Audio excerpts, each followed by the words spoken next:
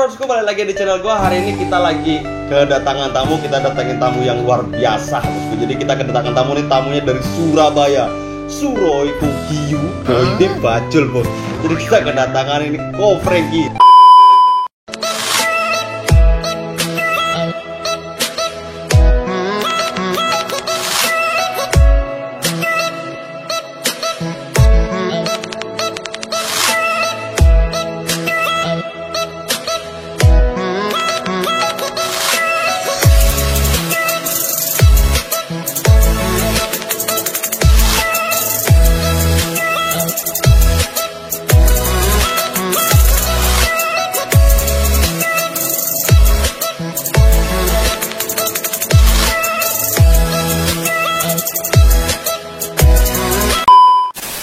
Dua and only, gimana kok kabarnya? Hai bro. Nah, mantap sekali, ini jauh-jauh dari Surabaya kita datengin ke Bali sebenarnya. Nah, ini liburan nih kok. Liburan bro. Ada acara. Liburan sama keluarga. Sama keluarga bro. Nah, pas banget. Terus ini pas Ko Franky kesini, sehari sebelum konten ini ditayangin, itu ikannya Ko Franky juara 1 ya kok ya? Iya, lagi beruntung bro. Wih, mantap, plus dulu. Itu kelasnya kelas apa kok? Kelas Yellow Junior. Yellow Junior itu size-nya berarti dari 31 cm sampai 40 cm. Wah, itu. Tapi nanti tak kasih tahu klip videonya waktu juara ikannya seperti apa, nanti kita tayangin kok. Nanti aku minta video nih kok ya. Siap bro. Itu udah lama keepnya kok? Keepnya sudah setengah tahun bro. Setengah tahun, sekitar 6 bulanan ya? 6 bulanan. Mantap sekali. Dalam waktu setengah tahun itu belinya dulu apa sudah kelihatan memang genetiknya bagus atau memang masih kosongan atau gimana kok? Genetiknya sudah bagus sih bro. Cuma masih hitam sih, belum ada warnanya. Oh. Mental juga masih belum jadi. Cuman kelihatan dari bunga berarti kok ya genetikanya? Bunga, ya genetiknya dari bunga. Nah, ini nanti kita mau tanya cara milih ikan bergenetika bagus untuk kontes sampai bisa juara 1 itu seperti apa. Nah, yang pertama jadi referensinya Ko Franky ini memilih ikan yang sekarang ini juara, dulu ngelihatnya tuh seperti apa kok? Tips-tipsnya kok? Kalau saya milih ikan bro, pertama minimal setiap bar itu ada bunganya. Lalu barnya itu kelihatan agak tebal. Iya. Agak tebal. Ya itu aja sih bro. Tebal dan setiap barnya tuh sudah ada bunga. Minimal itu. Kalau untuk mengikuti kontes harus minimal setiap bar ada bunganya. Itu wajib ya kak ya? Itu sudah wajib. Nah, terus habis itu kalau dari contohnya ya, bunganya itu yang tipenya seperti apa kok? Kan ada yang di bawah saja, apa atas saja, atau bebas saja random, yang penting depan sampai belakang. Kalau saya sih bebas aja sih. Mau bunga bawah, mau bunga sampai naik ke atas itu bonus sih bro. Bonus dari treatment. Yang penting setiap bar ada bunganya lah, jangan sampai kosong. Kalau untuk kontes sih. Tapi kalau untuk peliharaan tidak dikontesin sih bagus-bagus saja. Bebas. Sama ikannya apa? Betul. Bebas sih. Gitu. Betul. Nah, terus setelah kau pegang itu 6 bulan sebelum ini, itu apakah ada perlakuan khusus kok dengan ikan yang sekarang juara ini kok? Perlakuan khusus ya, kita treatment seperti biasa. Kita kan naikin bunganya selama 2 bulan karena ada beberapa masih cabung. Setelah 2 bulan naik menjadi bunga, sudah pecah menjadi bunga, saya treatment warna. Treatment warna selama ya kurang lebih 4 bulan itu bro. Oh, tapi gitu. dari 4 bulan itu juga pernah aku ikutin kontes skala nasional, tapi ya tidak menang-menang. Maksudnya juaranya bukan juara 1, 2, 3, juara 4 selama 3 kali, terus juara 5 1 kali, baru ini juara 1. Berarti proses ya kok ya, jadi memang semua tuh nggak ada yang instan kan ya? Iya betul. Itu melalui proses, padahal Ko Franky ini belinya sudah bunganya dari depan sampai belakang. Itu belum bisa juara memang karena ikan, kalau menurutku pribadi juara tuh nggak hanya dengan ikan yang bagus saja, kadang-kadang hoki juga, bener gak sih kok? Betul, hoki itu penting bro. Kalau ikan bunganya banyak tapi tidak perform juga tidak mungkin juara. Nah. Lalu kalau bunganya banyak tapi warnanya tidak naik, belum naik, ya juga belum tentu juara. Iya, yang mempengaruhi itu biasanya dari pH air yang kita mau ikut kontes itu ya kok? Apa atau ada yang lain kok?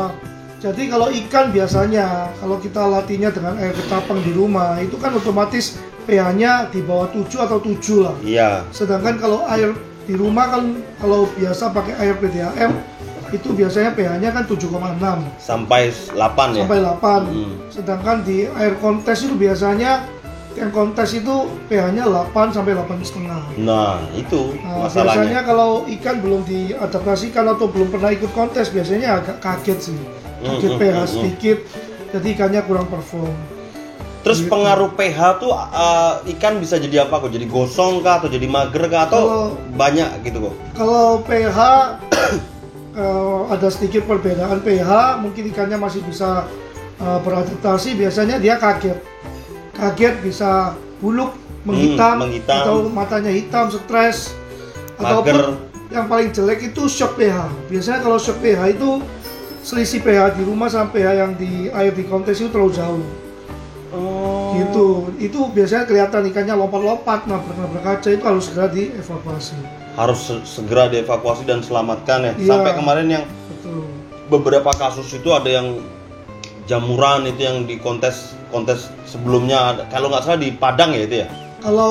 Kalau jamuran sih kualitas air sebenarnya. Oh, Bukan dari kualitas pH, pH-nya. tapi kualitas dari airnya ya. Airnya mungkin kalau membawa penyakit, jadi kualitas airnya mungkin kotor, kurang bersih.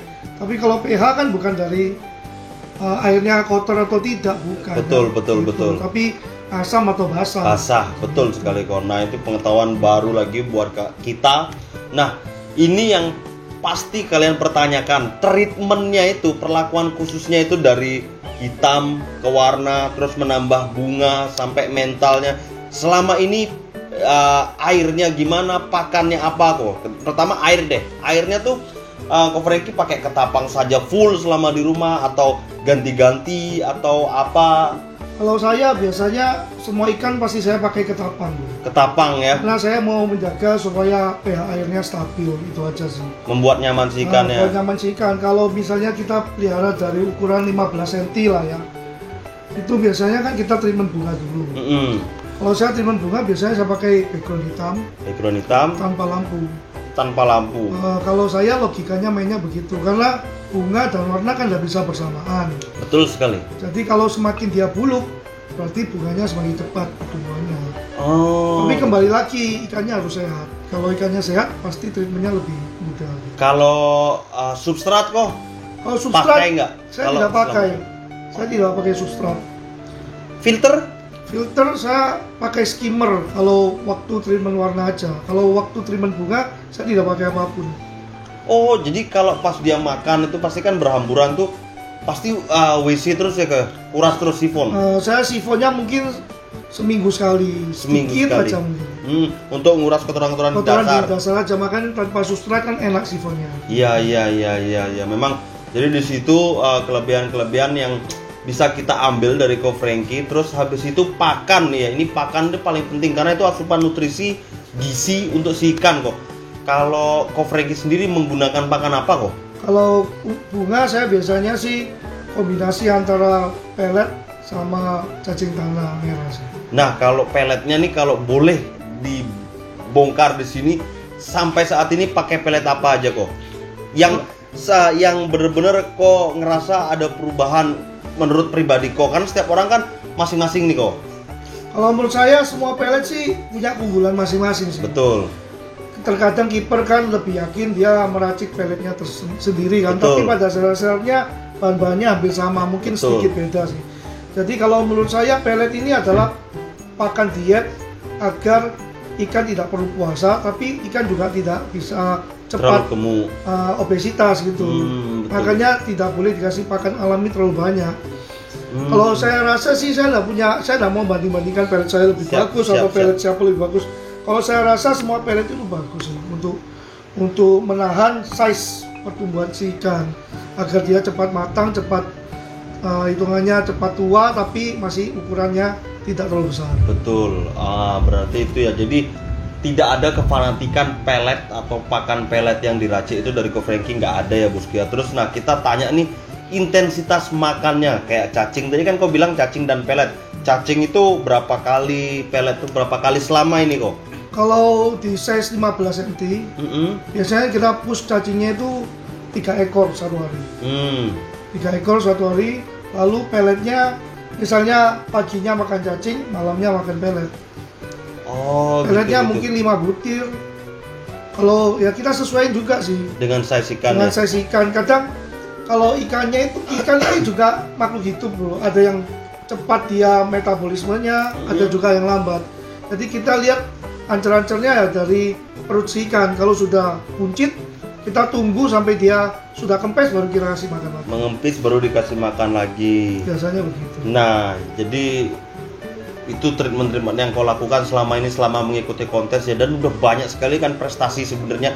Ini kan hanya salah satu prestasi yang kau dapat. Sebelum-sebelumnya kan banyak sekali yang saya lihat tuh kan ya. Nah, juga lah, bro. Ya, Beruntung aja. Surabaya menang waktu itu, Malang menang. Iya ya. Ya dulu waktu pertama-tama kali ikut kontes. Nah, terus habis itu Ko Frankie ini juga beli ikan tuh nggak sembarangan. Dia membeli memang dengan genetik yang bagus. Jadi kalau kalian mau tahu nih ya, sekarang gue mau tanya sama Ko Frankie langsung. Itu waktu 6 bulan lalu itu kan masih bahan istilahnya kok ya. Kalau boleh dibocorin mungkin dulu belinya berapa kok, supaya gini kok, banyak banget subscriberku atau teman-teman yang lain tuh nanya ikannya kok mahal-mahal atau apa. Itu padahal dengan range harga sekarang itu dari 100 sampai 500. Atau Ko Frankie punya jawaban lain tentang ikan murah dan mahal, atau ada fetish atau memang kemauan? Kalau saya menilai harga ikan itu bukan hanya dari kualitas saja sih, dari ya kesukaan kita sih bro. Kadang ikan tidak berkualitas kontes, tapi kalau kita suka harganya juga bisa mahal. Karena kan kita belinya di kiper. Kalau kipernya dia suka, tapi kita paksa dia nggak mau, akhirnya kan harganya tinggi. Ya, begitu. Betul. Jadi ikan tuh punya hubungan emosional dengan si pemilik itu. Betul. Yang membuat harganya jauh lebih tinggi ya kok ya. Jadi kita tuh nggak bisa bilang, wah kok ikan begitu mahal sekali, Betul. ikan begitu mahal sekali, ikan begini mahal sekali. Memang semua tuh punya emosional ya kok ya. Betul, kembali lagi ke ikan, bukan jenis cana aja bro. Mau ikan arwana, mau ikan peacock bass, kalau Hampir memang semua ya. sudah ada hubungan emosional dengan pemiliknya, pasti harganya bisa naik. Betul, karena biasanya juga hewan peliharaan tuh punya histori, betul nggak sih kok? Betul. Nah, ada historinya mungkin dulu saking sukanya atau istrinya minta kado atau apa begitu kan kok. Betul. Nah, terus ini lagi nih, ini pertanyaan terakhir dari aku kok sebelum kita closing. Ya. Sebelum dikonteskan, apakah itu ada perlakuan khusus kayak gimana sih cara packingnya, atau sebelum dikontesin tuh dipuasakan berapa hari atau dikasih makan apa gitu kok? Kalau saya biasanya sebelum berangkat ke kontes itu kita kasih makan ikan sebanyak mungkin, sebanyak-banyaknya. Tapi ya tetap dengan cara kalau kita lihat lagi ke perut si ikan. Kalau sudah buncit, kita tunggu kempes, kita gas lagi makan yang banyak. Nanti H-2 sebelum kontes biasanya saya puasain. Oh, jadi H-2 ya kok ya? H-2 kita puasain. Supaya dia Amoniaknya sudah cukup habis. Waktu di packing perjalanan tidak terjadi sampai amoniak terlalu banyak membuat ikannya stres di dalam plastik. Karena muntah nanti takutnya. Takutnya gitu ya, begitu. Lalu untuk cara packing ikannya lebih baik kalau orang yang bisa ya plastik packingannya dimasukin ke tank. Ikannya disuruh masuk otomatis ke plastiknya agar fin-finnya tidak tergores kan. Oh iya. Jadi dia nggak pakai serok atau apa, langsung plastik, ikannya digiring ke dalam plastik gitu ya. Paling aman sih pakai plastik bro. Betul. Kalau pakai serok bisa pakai serok yang kain. Iya. Tapi biasanya di seroknya mudah. Waktu mau masukkan ke plastiknya, kalau plastiknya kecil, panjang kecil, dia tidak masuk beneran, jatuh di lantai, luka lagi. Iya, bisa luka dan lepas lendir biasanya kok ya. Betul. Yang paling bahaya di kontes itu packing bro. Ya, itu yang sering terjadi. Iya. Masalah ya kok ya. Masalah di situ. Jadi packing harus benar-benar ikan itu mulus. Kalau ikan mulus berarti ada harapan menang. Nah, itu jadi prepare sebelum kontes itu yang dilakukan 2 hari sebelum berangkat puasa. Dan apa tadi, packingnya harus pakai plastik. Nah, terus setelah sampai nih, after sampai itu diapain ikannya kok di sana kok? Kita aklimasi dulu seperti biasanya. Lalu kalau di kontes kan tidak boleh memasukkan air yang bekas packingan kita. Setelah kita aklimasi, kita keluarkan airnya, ikan tetap berada di plastik. sampai habis baru kita masukkan ikannya ke dalam bag. Jadi kayak gitu bos. Jadi kalau kalian mau ikut kontes, tadi udah kita kasih bongkar caranya. Karena kenapa gue datengin Ko Franky, karena Iwae juara bos. Lek gak juara gak tak datengin. Tapi enggak, Ko Franky sama gue udah kenal lama. Sebelum Ko Franky ikut kontes kita udah kenal, betul nggak kok? Betul bro, tapi aku larat bro. Aku yang datengin, bukan kamu yang datengin lagi bro. Sebenarnya Ko Franky yang kesini. Jadi Haji mumpung gue bikin konten sekalian. Pas kebetulan ikannya menang ya gue ya. Kebetulan bro. Tapi memang ikannya jos. Nanti kalian lihat, nanti kita kasih cuplikannya. Mungkin sekian dulu kok. Thank you banget udah datang ke sini, udah nyambangin angka Safis, udah nyambangin gua, dan sudah mau berbagi ilmu di konten gua. Terima kasih bro, sama-sama. Kita juga masih belajar. Siap kok. Nanti di Surabaya jangan lupa kok, tanggal berapa? Surabaya kontes nasional tanggal 12 November. Fish in sampai 14 November. Nah, ramaikan ke sana. Jangan lupa datang. Nggak tak kasih giveaway kalian. Banyak sekali event-event di sana. Ada Bang Fish, ada Fajar Arif, ada Bang Richie Johan. Ya. Banyak sekali pokoknya di sana giveaway-nya, dan gestar-gestarnya Jos Gados pokoknya. Pokoknya sekian dulu video hari ini. Thank you banget udah mantengin video yang ini. Thank you banget kok. Thank you bro. Oke, bye-bye. Adios.